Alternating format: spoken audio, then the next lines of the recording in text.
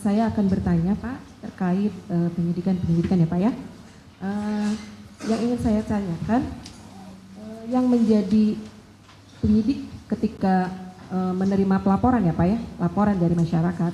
Ya. Yang menjadi acuan menerima laporan itu apakah boleh semua warga masyarakat ya, tanpa melihat apakah misalnya seperti saya misalnya sebagai jaksa, kemudian saya mengetahui ada suatu tindak pidana, saya melaporkan kepada polisi, tidak Pak ya? Nah, apakah diperbolehkan? Semua orang boleh melapor ya. Kalau mengadu tidak semua orang, karena delik aduan kan ada aturannya. Baik. Tapi kalau melapor itu siapapun Boleh melapor ya Pak ya? Iya. Baik. Kemudian ketika kita melakukan pelaporan, kita melaporkan suatu peristiwa kepada polisian, gitu kan? Apa saja persyaratan yang harus kita bawa?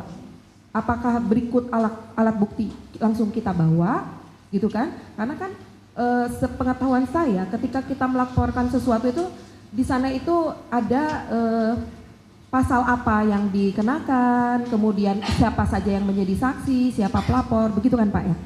Nah, persyaratan apa Pak yang harus dibawa untuk melengkapi pelaporan dari kami, misalnya pelaporan dari masyarakat misalnya? sesuai dengan kapasitas masyarakat. Kalau dia misalnya ada suatu kecelakaan atau ada suatu pembunuhan atau ada suatu penganiayaan, dia kan terbatas sekali alat bukti atau pengetahuannya kan. Dia hanya melaporkan, Pak, telah terjadi orang ditusuk di pasar. Nama yang menusuk saya tidak tahu, nama yang ditusuk saya tidak tahu, tapi kelihatannya tubuhnya tinggi, di tangan kanannya ada tato, nusuknya itu pakai belati, rambutnya keriting. Kalau polisi nanya, apa bukti yang Anda punya lain lagi? Ya itu aja Pak yang saya ketahui, tidak masalah. Tidak masalah.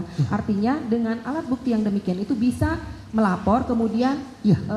tadi Bapak ahli sampaikan bahwa setelah mendapat pelaporan itu kemudian dilakukan penyelidikan, Iya, dibuat tim, iya. penunjukan penyidik ya Pak? Iya, untuk tindak lanjut dilakukan penyelidikan.